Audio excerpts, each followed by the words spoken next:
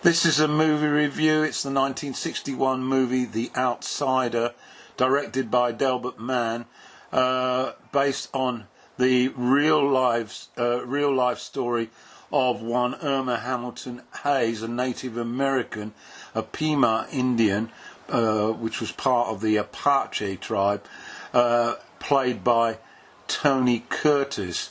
Other significant actors in this movie are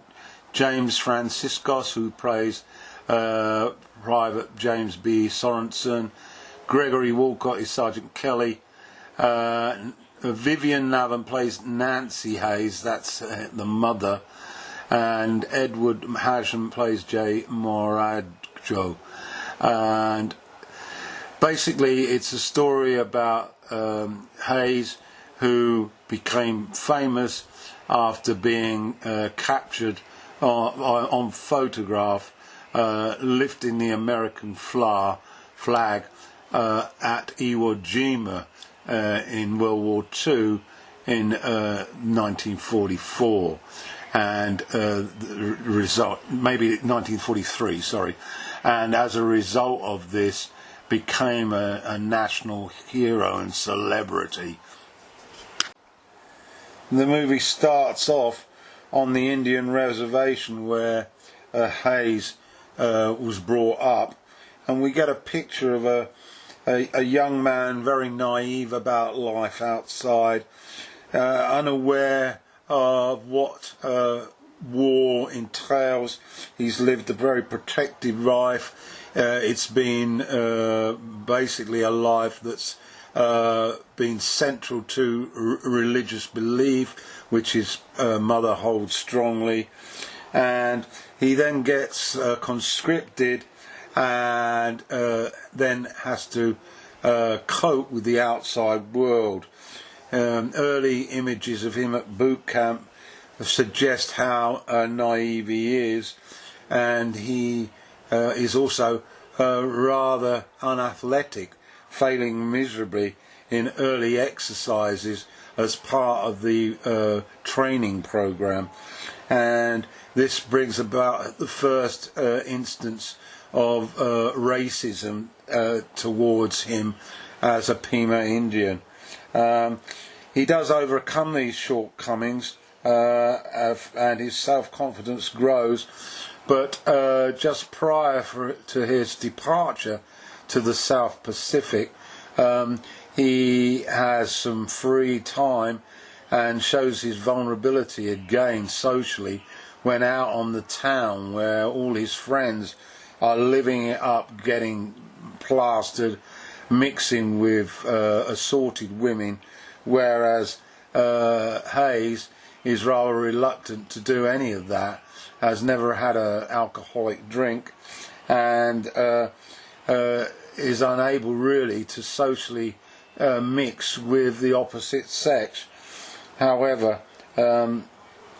his desire to remove himself from that situation is later becomes very much a stepping stone to activities that he deploys after the famous raising of the flag at Iwo Jima. He is anyway posted abroad, and we witness the situation as the American Navy tries to take the position held by the Japanese on Iwo Jima, and we vividly see incidents of how the devastation is taking place amidst the American servicemen on the island. There's a significant scene that we witnessed prior to the departure, and this is following Hayes' initiation into the world of drink, and he, along with a friend, Sorensen, played by Franciscus, are having a great time on the street, but then they draw swords, and there's a confrontation that leads to a vicious fight, which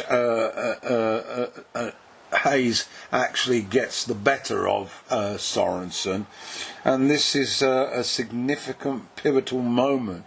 for Hayes in that he has actually showed himself to be sufficiently manlike to cope with the rigours of war. At Iwo Jima we see images of the landing, the devastation, and also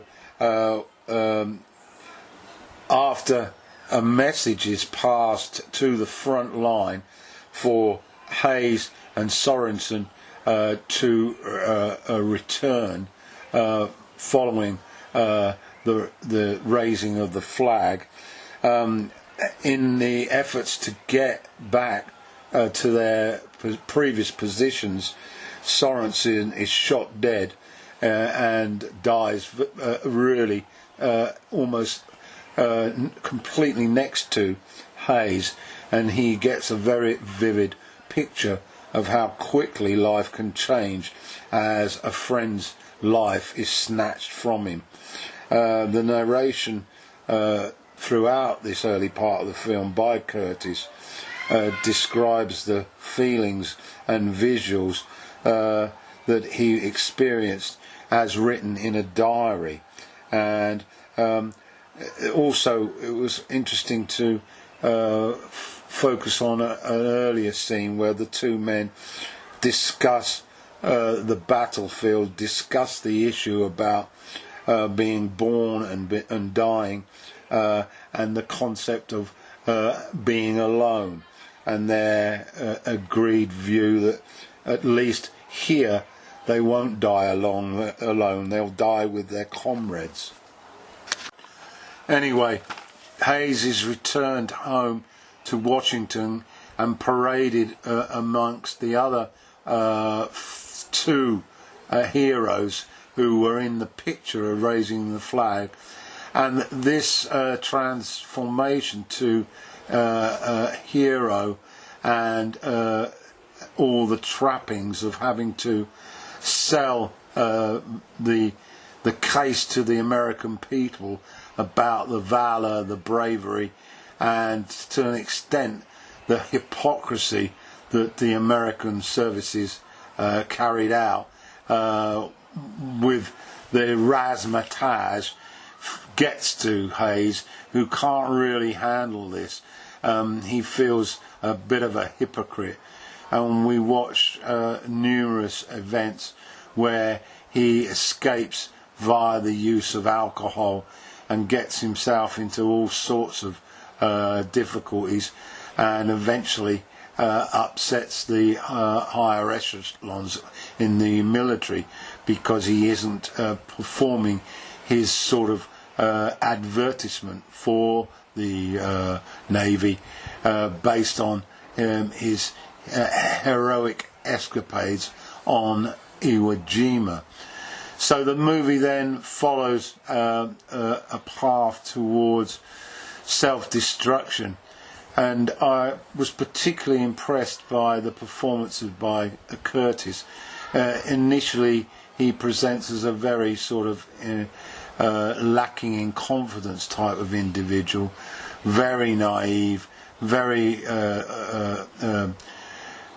caught up in religion and a pure, clean